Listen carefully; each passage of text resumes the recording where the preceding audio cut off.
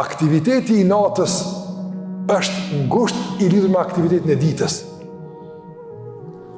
Nëse je i zgjuar natën në këtë pjesë të qetë, në këtë pjesë kur gjithë flajnë, kthehesh tek Allahu te barekutaala, dita jote do të jetë e tillë, e qetë, ditë produktive, ditë dinamike, në frymën ato që është Allah xhallahu i kënaqur. Prandaj të ndërrozë nata dhe dita janë ato që realisht e përcaktojnë aktivitetin e njëra tjetrës.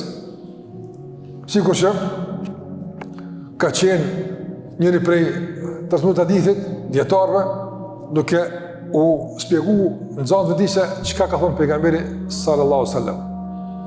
Dhe në moment ka një prej dietarëve tjerë që i ka shëndëri fytyra ato.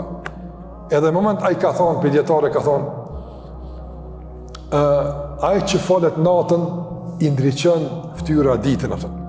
E disa në zonë s'ka më që është hadith, e ka transmetuar, pa e ka ndërprej hadithin për me e komentu gjendjen ato. Mirë po, kjo është hadith. Është thënie atij dietari për gjendjen që e ka pasur.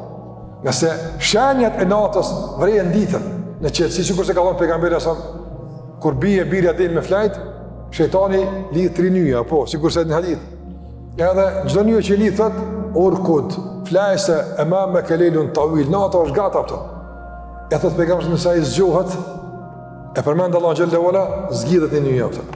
Nëse ai merr abdes, zgjidhet nyja e dytë. Nëse i fal dy rekate, zgjidhet treta, e thot yaqumu nishitan. Atëherë pejgamberi përmend se ditën do të jetë ai domon i kthjellët, dinamik, aktiv, i vëmendshëm e kështu me radhë. Kush e ka përcaktuar këtë, realisht kujdesi për një pjesë caktuar të natës.